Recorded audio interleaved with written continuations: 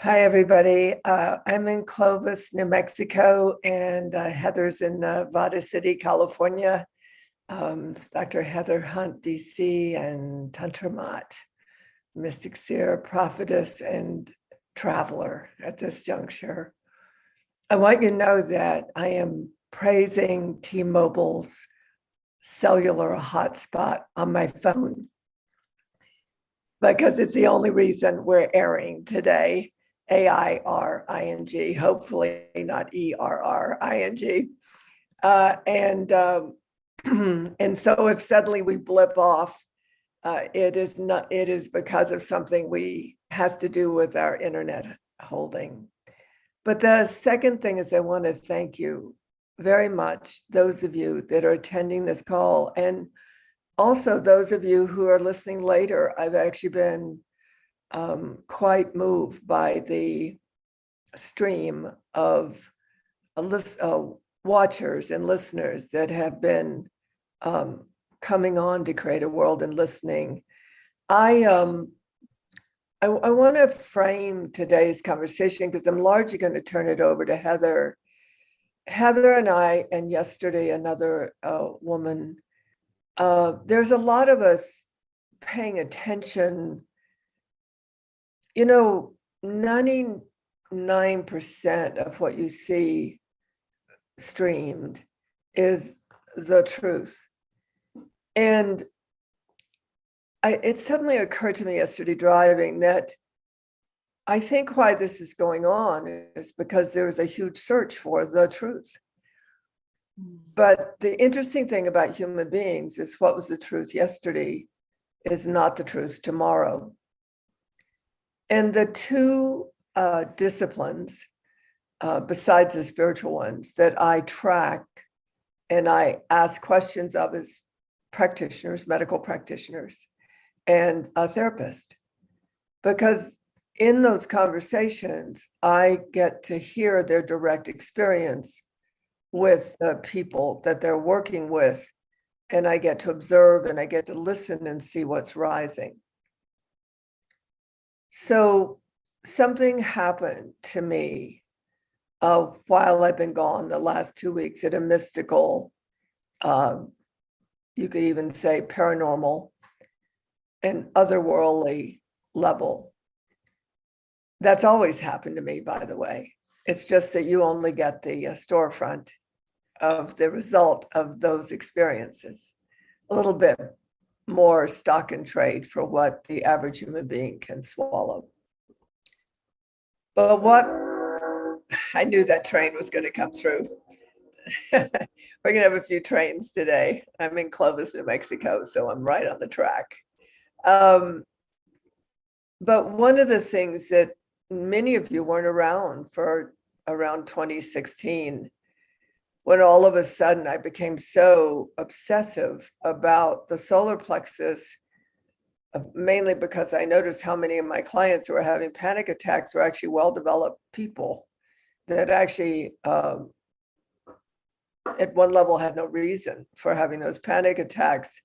But for me, when a particular area of the body becomes highly stimulated, it's coming back online. If you study any holistic medicine, that's how you pay attention. But over the last few years, particularly the COVID conspiracy years, COVID and conspiracy years, I've been looking for the system that's taking the hit. Like where is something shouting loud in the body, like with panic attacks, the solar plexus was. And through a series of unusual events, it became clear to me that it's our limbic system. And so I asked Heather and a few other people if they'd willing to come on with me, because there's something that happens when those of us that are intrigued and curious and listening to each other and in shared observing, there's a phenomenon that occurs. Juncker Porta in his Sand Talk calls it haptic cognition, where a shared cognition begins to reveal some things that we could perhaps bet on or we could find a path, or we could track, or we could operate on behalf of it and see what occurred. So Heather jumped on today because we had to start the stream somewhere, and my beloved Christina, my office manager / admin / taking over the business, sent out a really fast MailChimp for today. So today, Heather's actually going to lay the background, that the foreground that I'm interested in is probably playing out in. Because we want to start with the larger background, the larger systemic conversation, because in our present reality, everything's chopped up. Like, you can't pay attention to the limbic system, not pay attention to what Heather's going to talk about. Can't pay attention to the solar plexus without paying attention to what Heather's going to talk about. So we're going to use, I'm going to make it like a series, either a 4-part series or a 5-part series over the next month or the next few weeks. So that those of you that really do want to use your intellect, use your intelligence to start to calm your perceptive system. Really, we're freaking out because our perceptive system is off. And when every one of us knows when we see right, when we, in consults or engagements, when we get to the actual problem, when we can actually, sometimes when I say, yep, that's really the problem, we both laugh because it's now something we can deal with, not something that we're reacting to because we're not sure what's going on. So with that said, I'm turning it over to Heather, and you're hers today.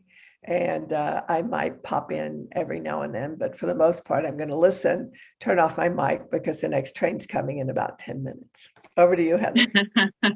Thank you, Tantra, and it's lovely to be here. I wanted to start, so my vision today is to lay the groundwork for the human design as being an empathic design. And this is something that I've been paying attention to for years and years, and that I'm dreaming of writing up, and it's going to hopefully start occurring soon. And it's one of the tenets of the field that I'm building called vitality medicine, and maybe even the primary tenet.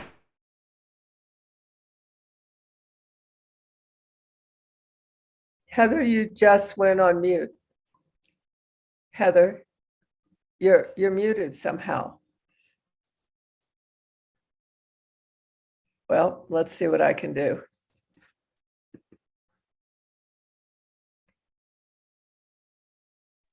Oh no, was I muted? Yeah, you muted yourself somehow.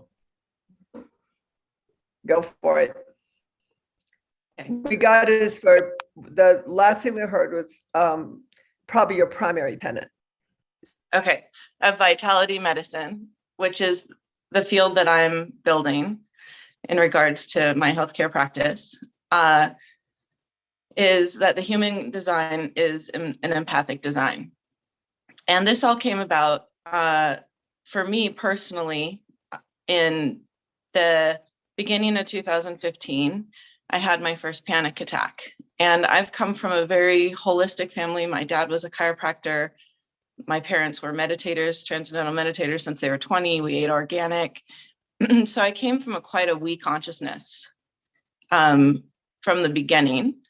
And so for me, my major sort of crack into what we call realities of separation in the field of Tantra Mat happened after I had my third baby. And there was just like I call it the general too muchness of life. And I was actually on an acupuncturist table when it occurred. And it rocked me to my core, because it was the first time my body was telling me I was dying and that there was something really, really, really wrong. And up until that point, I'd always received good messages from my body, and accurate messages for the most part. And so that threw me into a huge tailspin, and also search, because I'm trained in the body and functional medicine. And so immediately I thought, okay, this is all this is all body, this is all physiological. So I started running all these tests on myself and blood panels and looking, and I found a few things to address, like some iron deficiency and things, to make sure that my body had the ingredients it needed to give me the energy that I needed. And then my sister at one point, the month later, said, do you think it could also be psychological, like emotional? And I thought, no, that's ridiculous. But she sent me to a great therapist in Portland.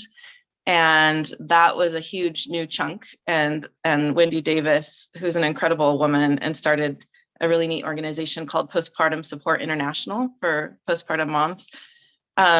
She showed me, yes, indeed, it was anxiety and panic. And I have trades with all these incredible practitioners, one of the top homeopaths in the country. I did everything that I could to fix the physiological and what I saw as the emotional. And I still didn't feel good. I still was getting these cortisol surges. I was running lab high cortisol. I was being told in my body all the time that something was terribly wrong. The ball was about to drop, that I was dying, likely.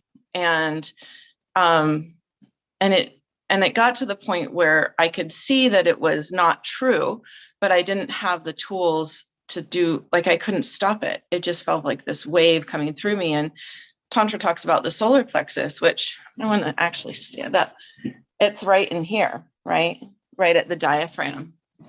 And that was pretty much always activated in me for all of 2015.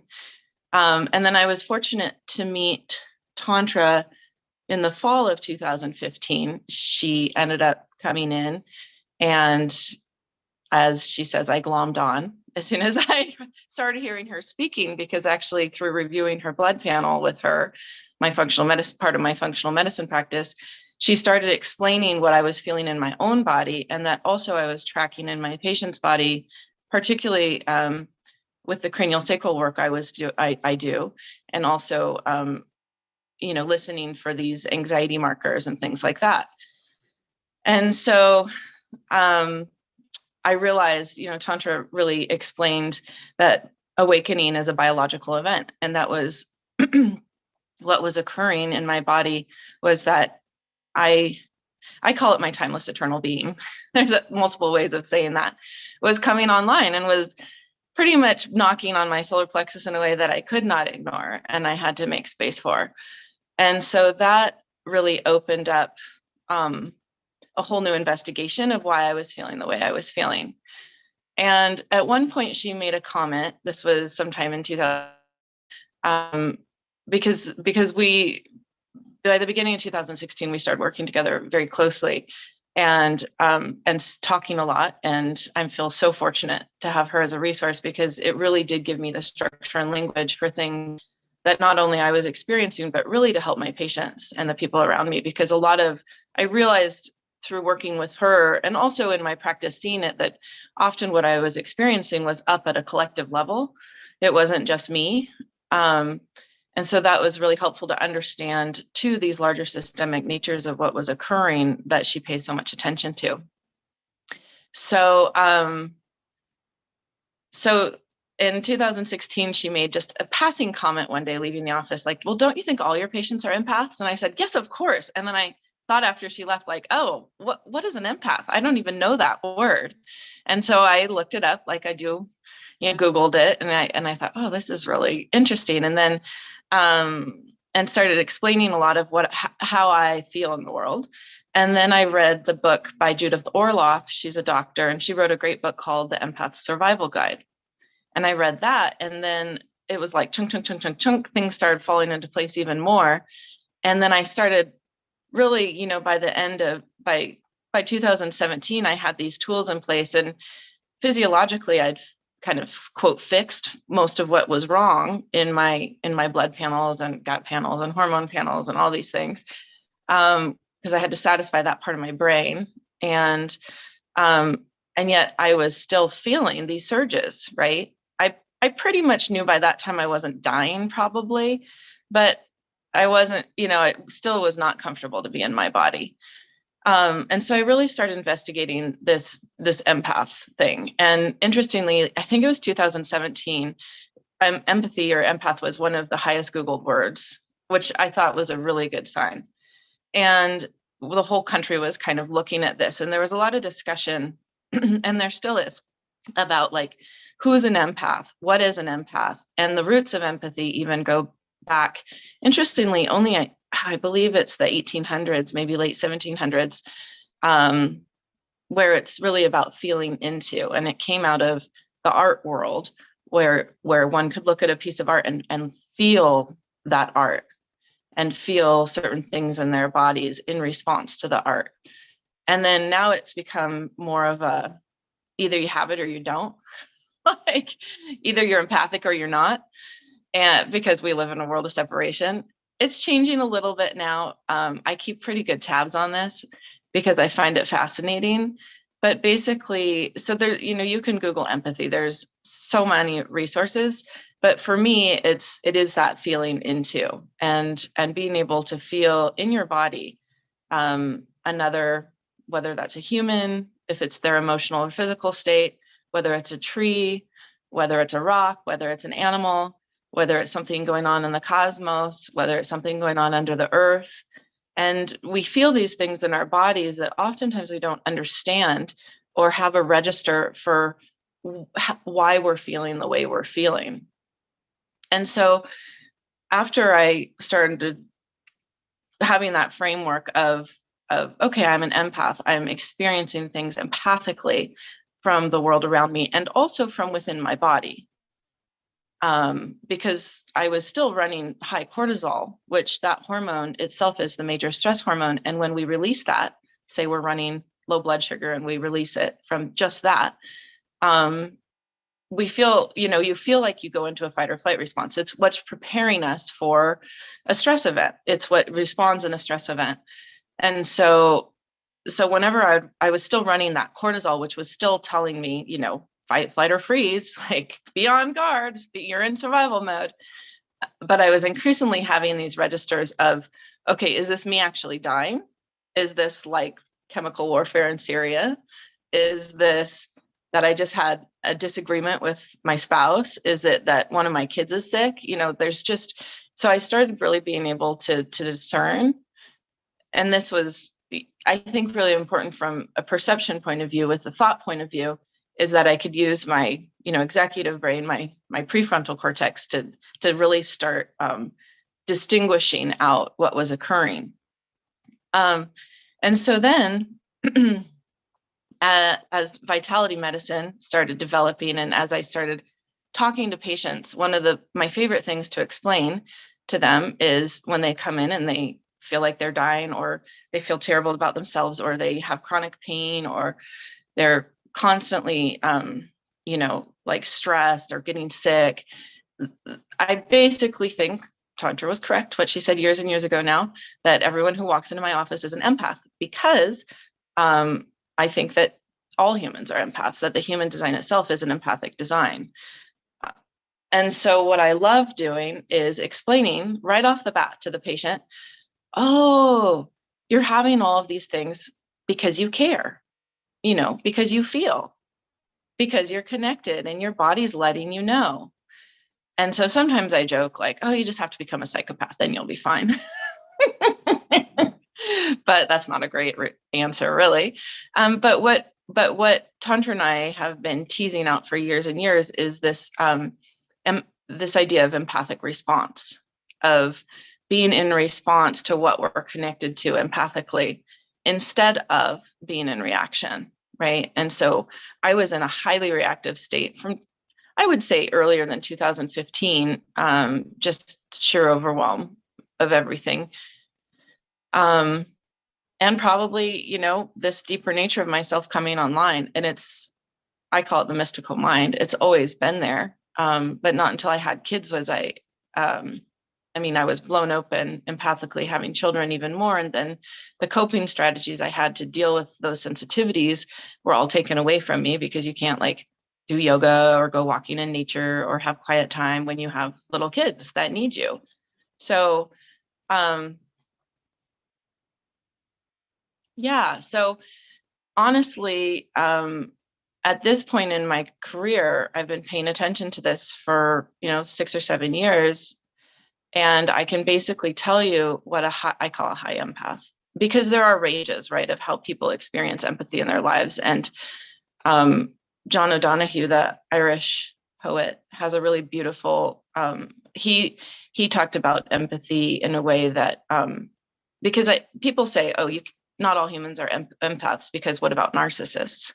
And John O'Donohue said, narcissists are so in need of love that they have to focus all their love on themselves.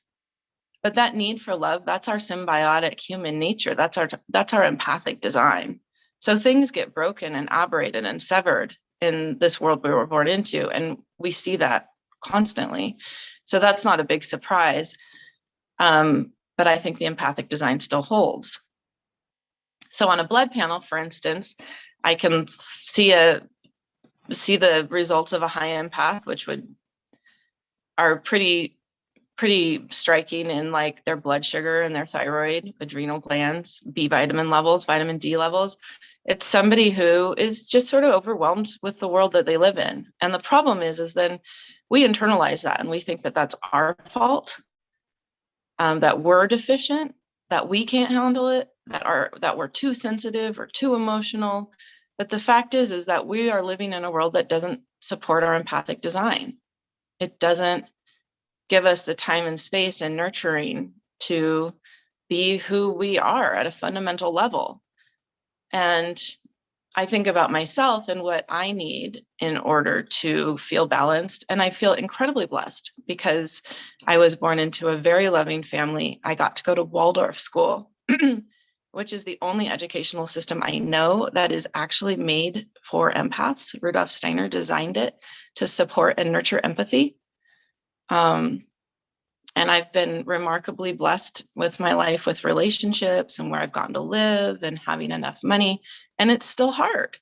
And so I don't understand, I mean, from a mental level, how people survive. I mean, the survival capacity of the human and the craving to thrive and the craving to live and dream and hope is so amazing that people from all walks of life with all sorts of trauma histories are making it in this world. And with vitality medicine, I just want to give people and practitioners, particularly other practitioners, the skills. First of all, the identification of, what if we're all empaths? What if it's not our fault? What if we're suffering because the world doesn't support who we fundamentally are, our human nature? And then how do we treat each other and treat people to support that empathic design, right? So what would happen if you walked into a doctor's office and they said, I have an intake that I have people do for functional medicine, and I have an empathy part of it. So I can I've figured out questions to measure the level of empathy, like your level of sensitivity, or not empathy, maybe it'd be sensitivity there is better, but I think of it as empathy.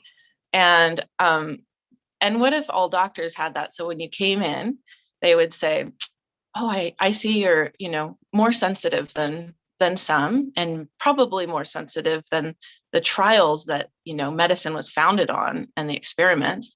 So why don't we try this medication, but let's start you at a quarter dose and just see how you do. Because I think if we gave you a full dose, that would blow you out, considering this sensitivity score that you have, Or what if they really say, I know you're here at a chiropractor, but do you really want physical adjustments? Do you want manual adjustments? Or should we start you with more of a light touch treatment to really just make sure that your body is very comfortable every step of the way?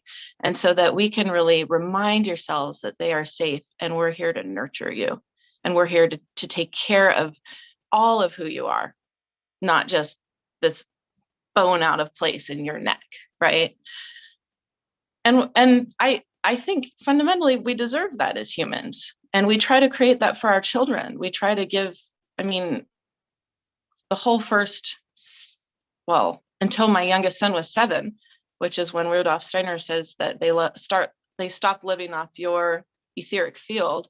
I felt like my whole energy was wrapped up into making this world for my children, and I could feel these forces pushing in and these ancestral, and I just felt like I was a giant dam.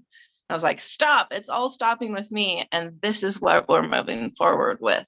This is the world I want my children to be alive in. And what if we all had this, and then I have support in that. My husband's on board, my family's on board, they go to a Waldorf school, they get to be nourished in love of learning, and they knit and crochet and do art, and they think they're amazing at everything, even though my 10-year-old can still not even read very well. It's like, but what if we had these worlds that we were really nurtured empathically?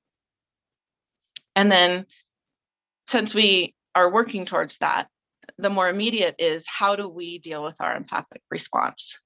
And how do we create discernment around it? And Tantra and I she's had this book, The Mind of Creation, that we've been talking about finishing since probably 2017 or 18. I don't know. It's been a long time.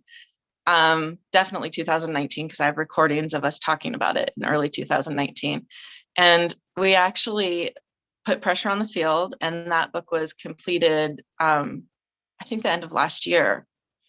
And there's a whole chapter on empathy in there. And Tantra has a really, I would say, different view of empathy from the mainstream. However, the more I read about the history of empathy, I can't remember the author's name, but I'm reading a book called Empathy by a lovely woman who is at Harvard, and she studies the history of thought. And she wrote a book on empathy. But Tantra actually is more similar to what I understand the beginning roots of empathy are, but it's even different. And I can't wait for everyone to read that chapter. But I was hoping maybe, Tantra, you could talk about empathy from the perspective of the mind of creation, if you feel that's good, or we can go elsewhere. But I'm complete. Oh, can't hear you. There you go. No, I hadn't opened.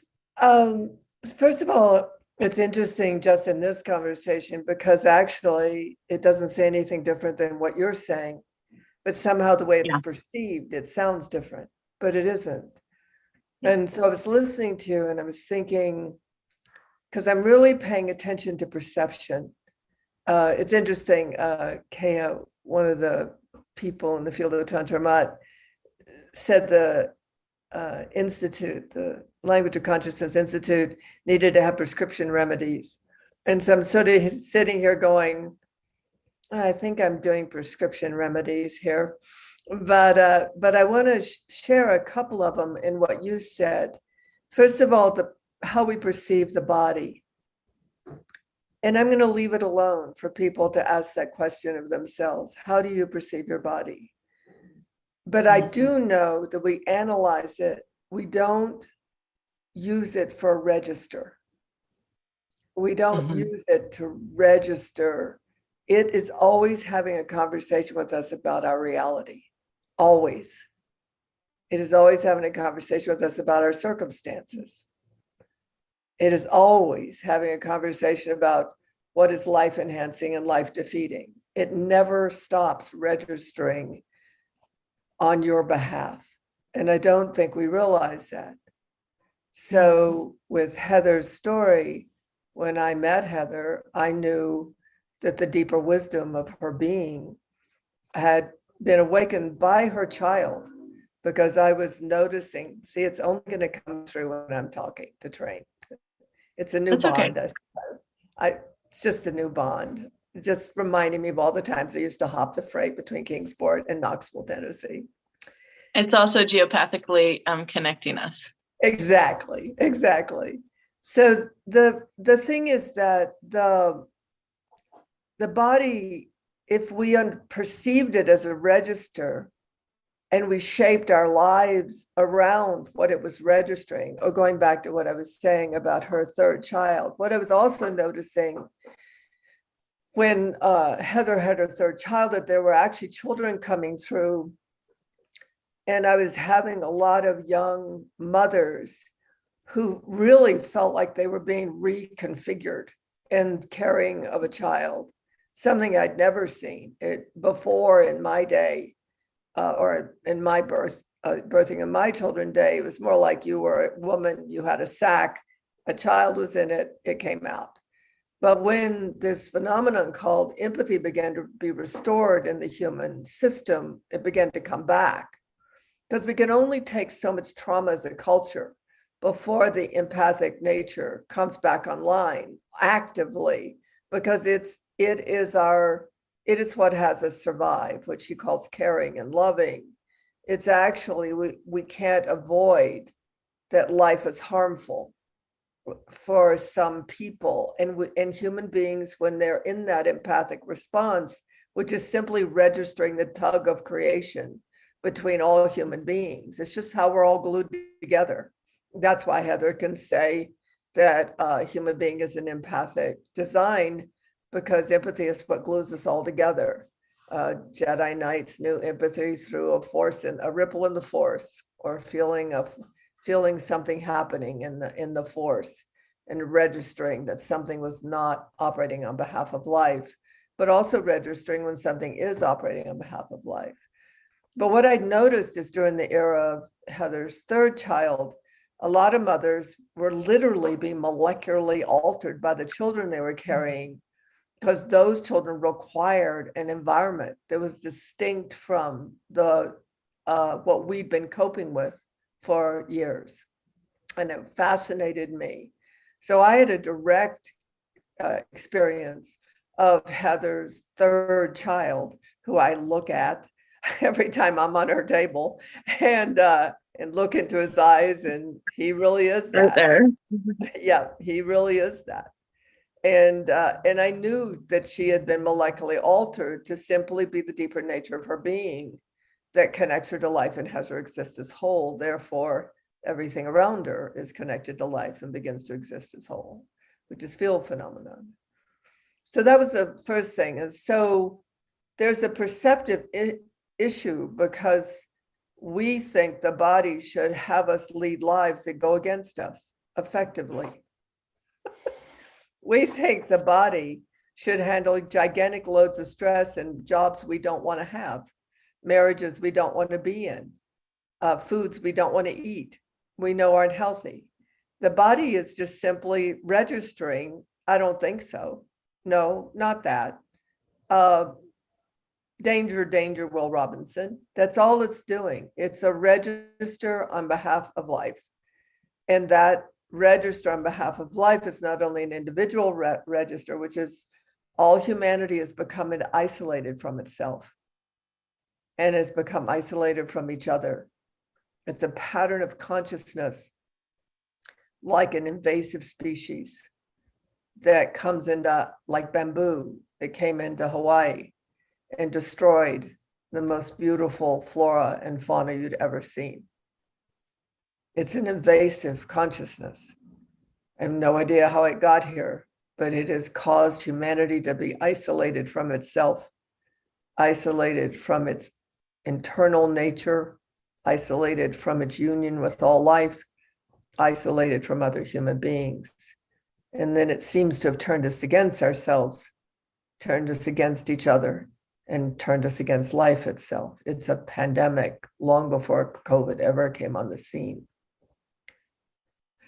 So we're meeting an edge point, a turning point, a tipping point's better said. I don't think we're in the turning point yet. But that tipping point makes every human being incredibly important, because every human being begins to listen to their body. And for a lot of human beings, the body's forcing the listening.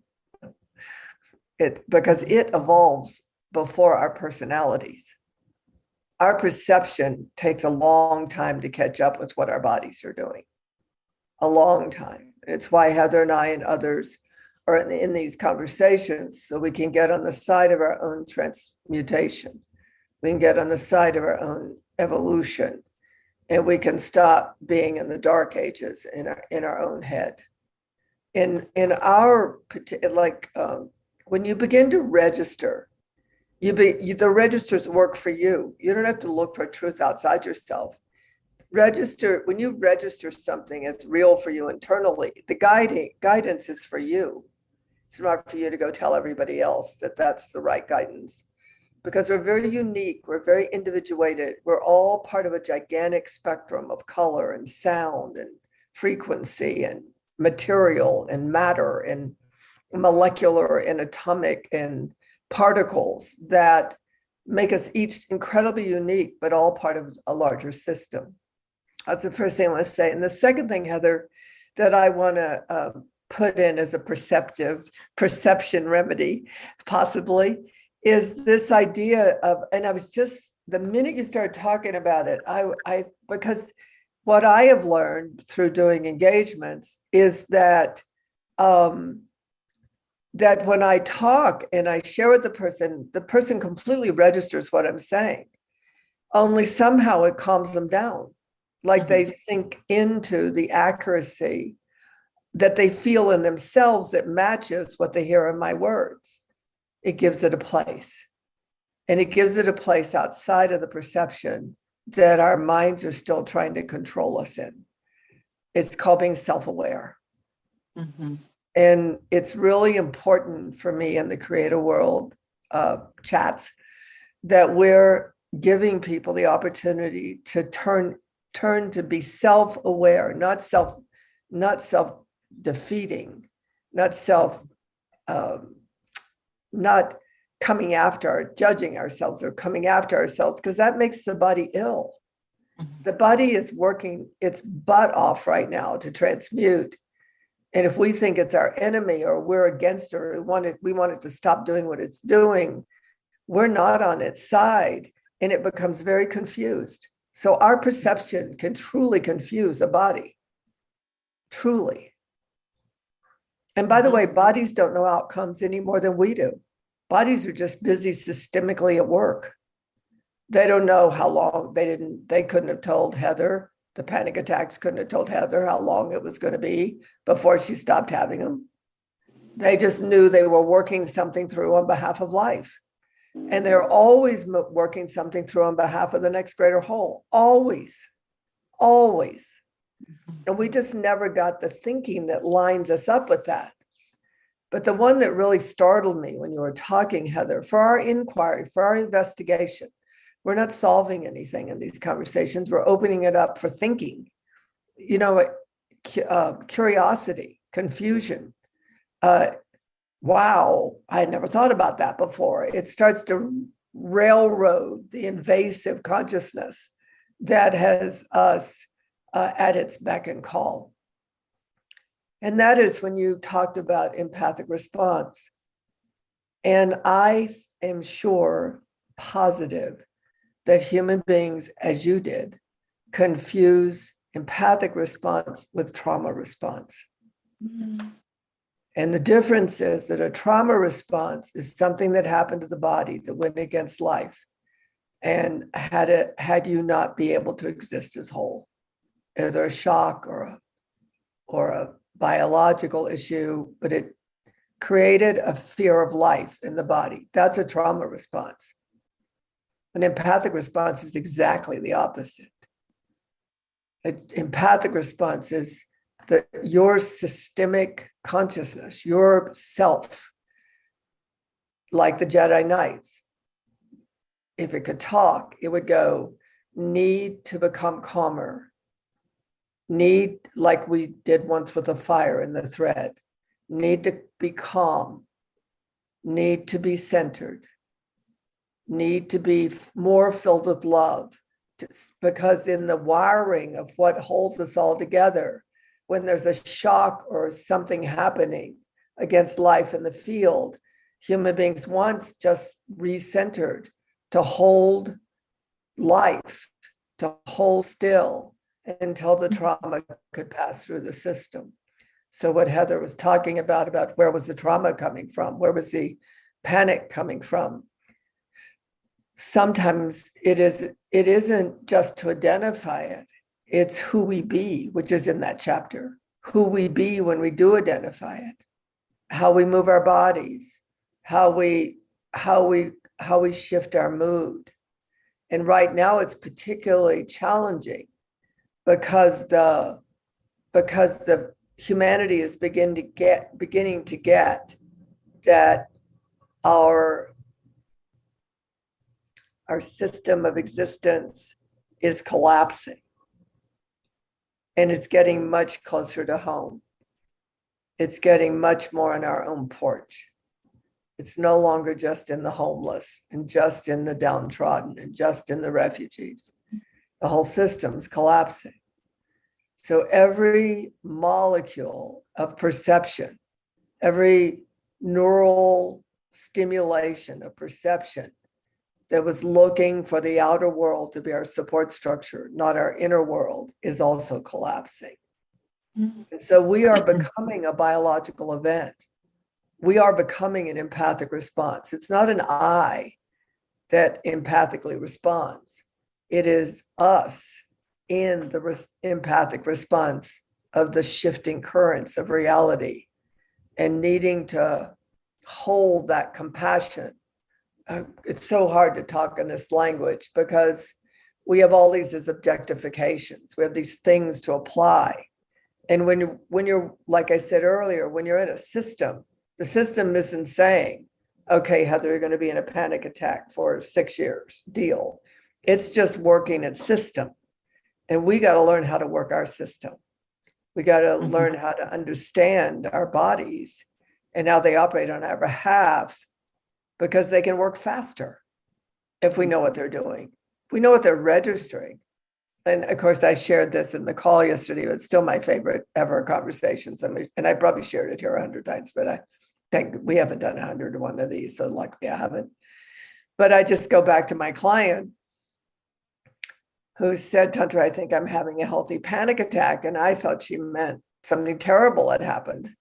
And I said, what do you mean? She said, I left my husband, I left my job, I'm selling my house, this is what I'm doing.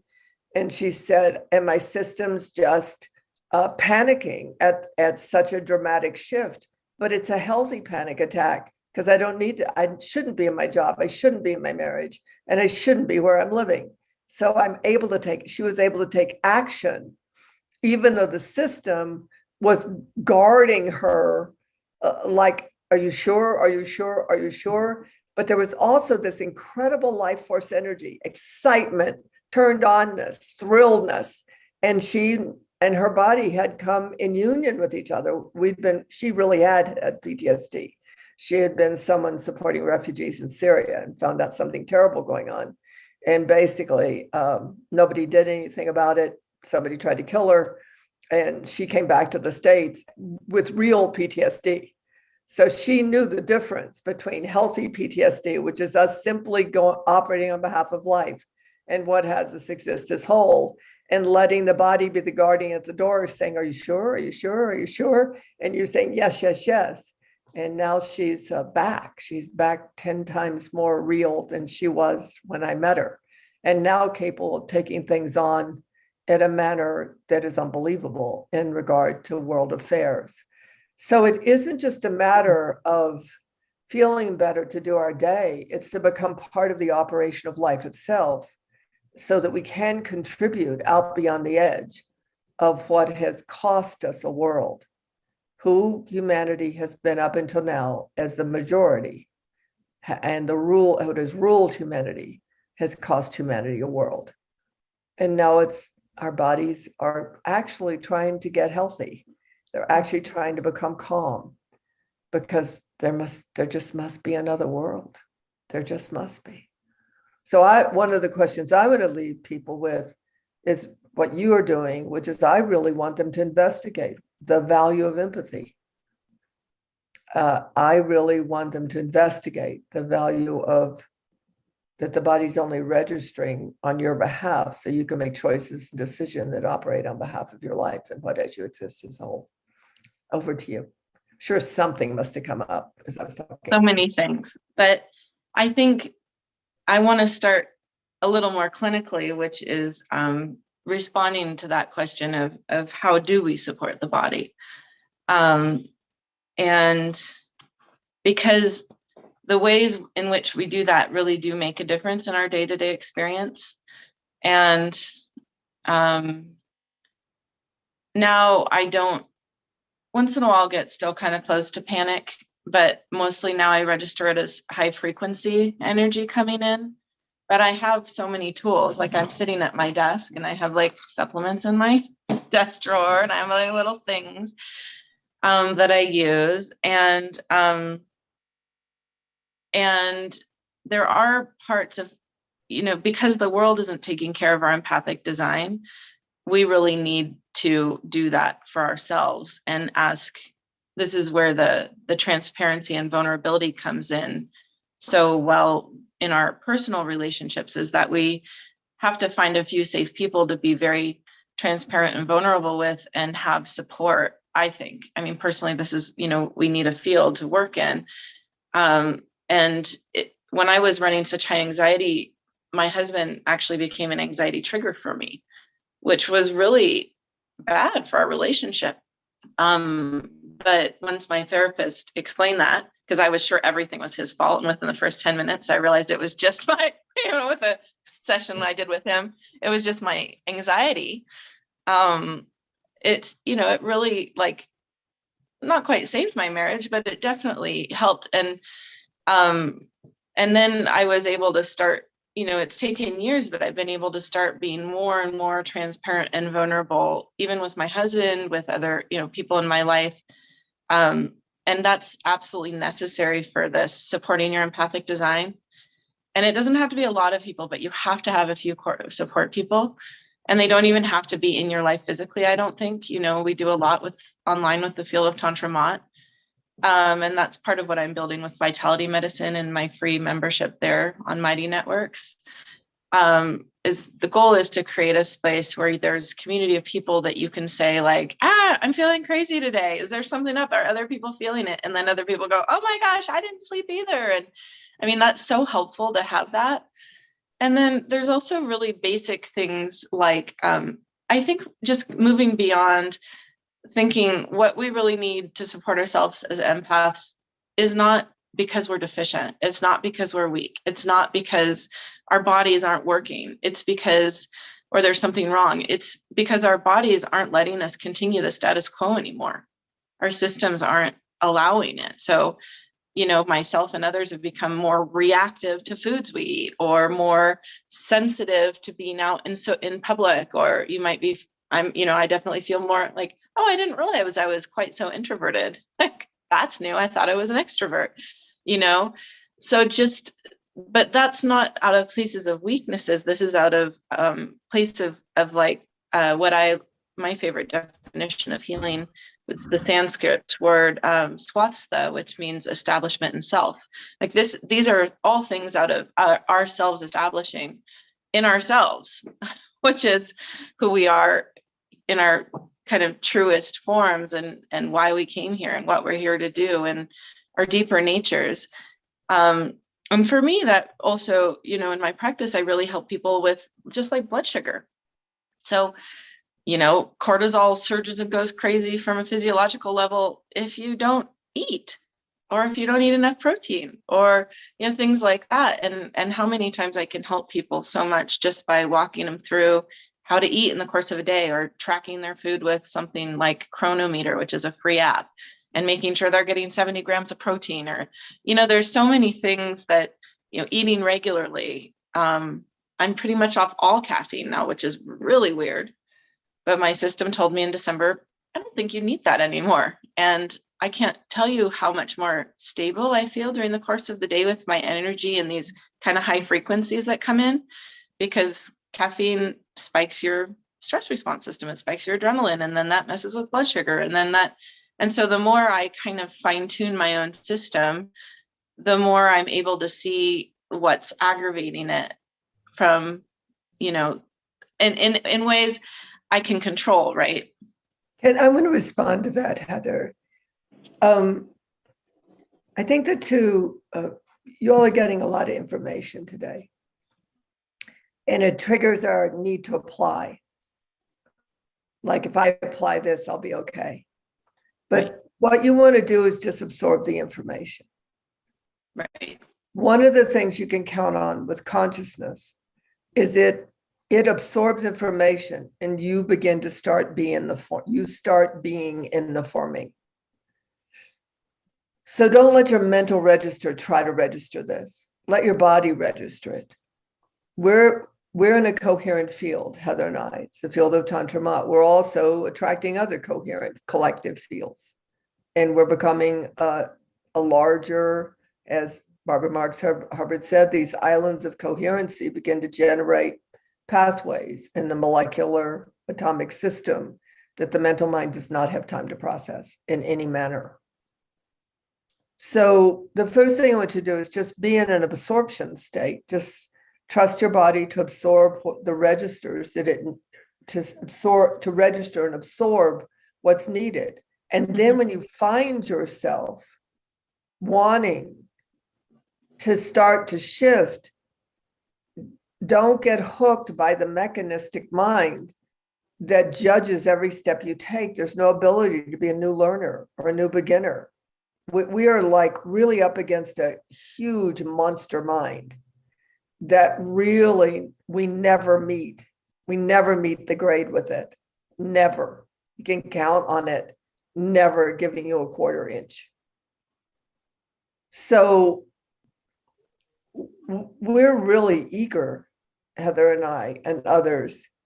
We're really eager. I mean, eager beyond measure. It's why we're doing CreateAWorld. It's why we're taking our time to do it. Because we want you to trigger your own consciousness. We want you to not be coming to us because we have the answers for you, but because we're resources within which you can find your own. And we've done a lot of work to figure out some methods and some applications that seem to are grounded. They're no longer assumptions, they're assertions, because they have been grounded in evidence and they've been grounded in working it out with people and having people come back and say, this worked. So this is a difficult time. Everything in us is collapsing. Every perception we have. And we still think there's a place to get to. Wherever we were going to get is gone. We are the formers. We are being informed and we are informing, and we are the ones internally that are informing ourselves, one step at a time, sweet Jesus. And it's just really important. I was sharing with a young woman who will be on the call May 13th with me, Daniela, and I was saying to her that the most dangerous thing right now is for you to look for truth or look for solutions. You want to look to be informed. You want to get informed where you can make your own decisions. But underneath that, the most important thing is, do you want to? Do you want to live? Do you? Do you want to become self-aware? Do you want to trust your consciousness and your body? Or do you want somebody to do it for you? Jesus was really clear. No more self-sacrifice. He was talking to us personally. And he said, here, I'm doing it. I'm doing it. I'm doing it for all of us. Now stop it. So this idea of what Heather said, what's the word again about self? Oh, establishment in self. Yeah, that establishment in self is the key to the kingdom. It goes beyond any remedy. It goes beyond any truth. To be established in self is the key to the kingdom. Go ahead, Heather. I was just remembering a tearful conversation I had years ago with my husband, and when I was feeling particularly anxious and terrible, and him saying, Heather, you just need to, listen to the still small voice, your still small voice. And I was like, I can't hear it. Like, that's the problem, as I cannot hear it. Like I'm not getting it. And so I just reflect back to you, Tantra, remembering being in that place and having you say, like, how would you have talked to me back then when I was like, I just can't hear it? I would have said, then just keep listening. Yeah. Look, we've been suppressed beyond, I'm gonna cry.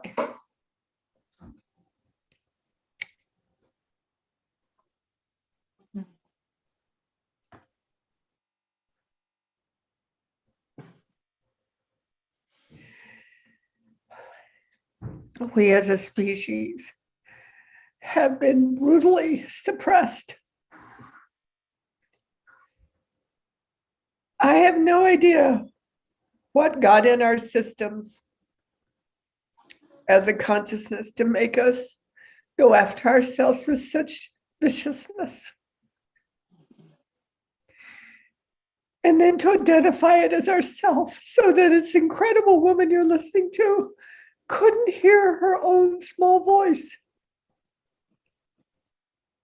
and thought something was wrong with her because she couldn't. But she didn't do that to herself. You know, I walked myself in my teens and 20s. I walked myself wondering if I was crazy because I could hear that still small voice. Mm-hmm. And it was not having the conversation around me. It was not the conversation I was hearing in the world. It talked about paradise. It talked about worlds where we loved each other openly, without measure. Where we went to our ground sobbing because we lost someone that we didn't even know.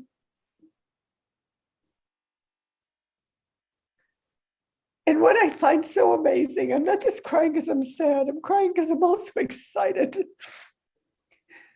is this amazing thing that's been shot up with vaccines, given enough bad food to literally, we could be a mummy in a sarcophagus, and we're so stuffed like an animal, you know, that we're taxidermied. In the midst of all that, it recognizes who we are. It's fighting for us. Mm-hmm. It's fighting for us. And it's either saying, get this damn thing out of my system, out of your system, out of our system, or it's saying, calm down so we can reboot, or it's saying, come on, let's transmute. And so I want that to be the lens you listen to Heather and others, because we're going to really be going for it the next 4 to 5 weeks. We're going to be having conversations that can really rock and roll your world on purpose. Because if we don't get in the rock and roll of it, we got nothing. We just got being taken out. We just got being at the effect. We ain't got nothing. And this beautiful mind we carry, this mind of creation that has gotten human beings through many, many a bad day, is still operational. And there's a lot of evidence when you have digital technology, when the world is bound together. We are empathically related through Facebook and Twitter and YouTube. I don't care how people try to objectify it and get rid of it. We're connected. You know, you can stream garbage through it or you can stream live through it, but you're still wired in. A living demonstration of empathy. It's a living demonstration of empathic response. We would not have them if we weren't empaths. We would not. So we have a chance now that the world is pretty much wired together, even though people are trying to keep people from being wired together, to actually turn the system into the system we were originally designed to be. And anything interimly doesn't interest me at all. But we got to take care of the interim to get to the final act. Okay, Heather, over to you. We got 2 minutes. That's beautiful. Anything? I guess I just want to say, if people want to be part of the field that I'm building as well, which is in partnership with the field of Tantra Mata, is to come on to Vitality Medicine. A minute. Okay. Go ahead. It's vitalitymedicine.live, LIVE, and it's free.